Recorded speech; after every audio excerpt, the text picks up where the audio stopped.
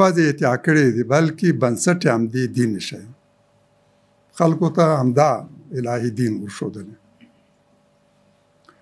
ځکه په الهي دین کې هم د فردي او اجتماعي ژوند د تنظیم لپاره قوانین او احکام هم د حلال او حرام جایز او ناجایز په اړه لارښوونې ګورو هم یې جرمونه بیان کړي او هم د هغه سزا که دا فردي جرم دی او که اجتماعي جرم هم یې موږ ته راښودلی مخکې له دې نه چې موږ یې وپېژنو مخکې له دې نه چې انسان یې وپېژني الهي دین موږ ته ښودلی چې دا جرم ده دا تیری ده دا ګناه ده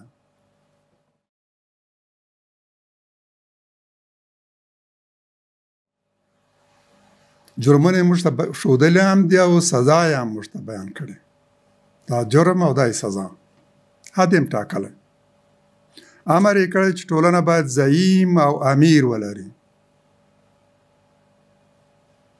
او د هغه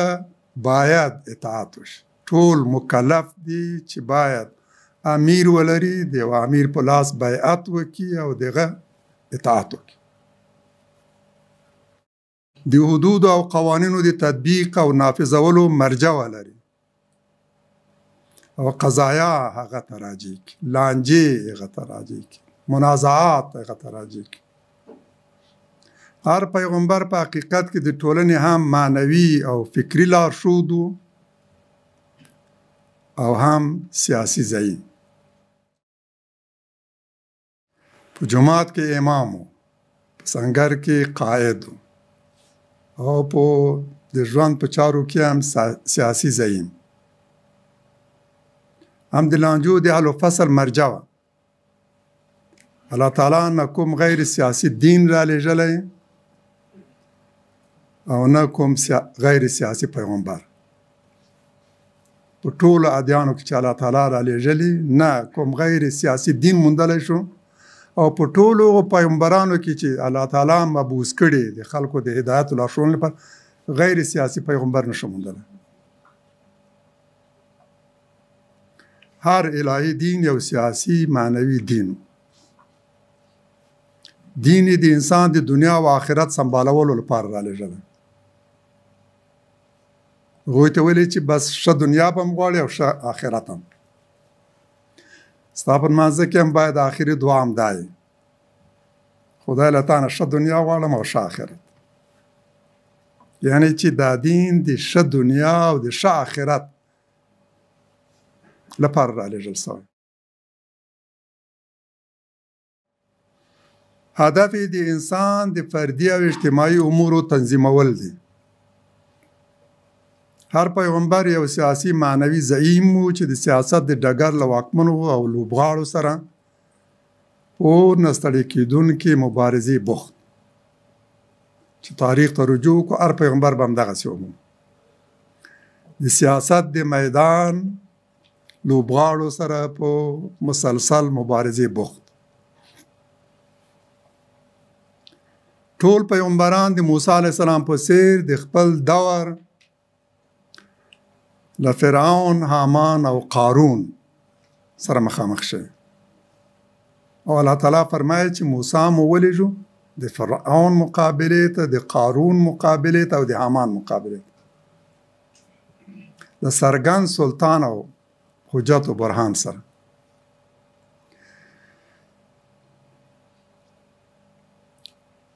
فرعون قارون او حامان د درې طبقو استازي دي سمبولونه دي بیلګې دي نومونه نه دي شخصیتونه نه دي قرآن کې چې د هغوی یادونه شوې ده د سمبولونو او د بیلګو په توګه د هغوی یادونه شوې په اصل کې درې طبقې د دوی په نامه یاد شوې دي یعنی چې موسی علیه السلام د دریو طبقو مقابلې ته تللی د زور خاوندان د زر خاوندان او له فکري او مذهبي پلوه چې د چا په لاس کې قیادت و زعامت او دغه درې طبقې یو بل ته لاس ورکوي او یو نظام جوړ هره ټولنه به همدغسې ومومي دغه درې طبقې دي چې یو بل ته لاس ورکوي او نظام جوړوي هره جاهلي ټولنه به همدغسې ومومئ. باید متوجه یو چې فرعون، قارون او حامان اصلا درې شخصیتونه نه، بلکې د دریو طبقو زور، زر او تزویر استازي او بیلګې دي. په ټولنې د حاکمو دریو ډلو ممثلین له سیاسي، اقتصادي او فکري پلوه، یعنی واکمن، شتمن او له فکري او سیاسي پلوه د حاکم نظام مدافعین او توجیه کوونکي. هغه چې ګورې تل دغسې مفکورې وړاندې کوي، نظریات وړاندې کوي چې نظام او ټول وضعیت توجیه کړي، د هغه نه دفاع او حمایت وکړي. دا د حقیقت خلاف بې بنسټه او کچه ادعا ده چې ګواکې الله تعالی غیر سیاسي او محض معنوي او اخلاقي دین رالیږلی او خلکو سیاسي کړی، لکه څنګه چې سروش ادعا کوله. حقیقت کاملا د دې عکس دی. هر دین یو سیاسي دین هم و، په غرض او مرض اخته وګړو او دین پلورونکو مذهبي پیشوایانو اصلي الهي دین مسخه کړی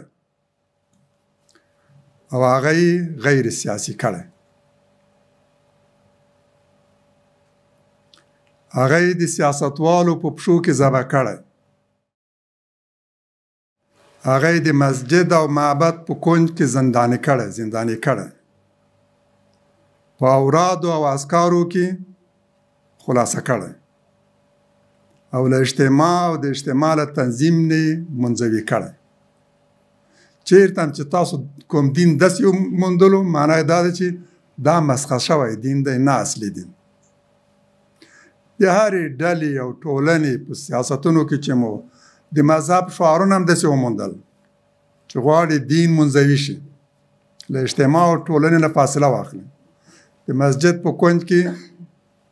زندانی شي او په اورادو او اذکارو کې خلاصه کړي. دا مسخه شوی ده. ټولې هغه ادعاګانې چې وایي دین غیر سیاسي دی، دین او سیاست سره بیل دي، دین باید په سیاست کې مداخله ونه کړي او دې ته ورته ادعاګانې له افترا، تحریف او مغالطې پرته بل څه نه دي. دا په حقیقت کې د دین د مسخه کولو هڅې دي. هیڅ الهي دین غیر سیاسي نه دی. هغه دین چې انسان مخاطب دی، د انسان لارښوونه کوي، غواړي د انساني ژوند چارې تنظیم کړي، هغه ته د ژوند کولو لارې چارې وښیي، انسان ته د ژوند کولو لارې چارې وښیي. نشي کېدی غیر سیاسي. دین دوه اساسي محورونه او اړخونه لري: ایمان او اسلام، هدایت او دین حق. یوه برخه یې عقاید او بله یې قوانین دي. عقیده یې د ایمان او باور غوښتنه او تقاضا کوي، او قوانین او دساتیر یې د انقیاد او تسلیمي یعنی اسلام غوښتنه کوي. د چې الله تعالی مشتوای ادخلوا فی السلم کافه، یعنی همدا په بشپړه توګه اسلام ته او دین ته مطیع اوسېږي، منقاد اوسېږي. د ژوند هیڅ برخه مو باید له اسلام نه بهر نه وي. اسلام به ستاسو د ژوند په ټولو اړخونو باندې حاوي، مسلط. اسلام د هر دین دغه دوه برخې دي، اساسي برخې همدا دي. دین یعنی فکری خط چې د انسان پالونکی رب د هغه په وړاندې د تګ لپاره ترسیم کړی. ستا د تګ لاره دغه ده، خط یې ورته ایستلی، کرښه یې ورته ایستلی، په دې به درومې چې سعادت ته ورسېږي، د دنیا فلاح او سعادت په برخه او د آخرت بریا. هغه دساتیر او قوانین چې د حلال او حرام، مفید او مضر، حدود او کرښې مشخص کړي. هغه معیارونه چې د حق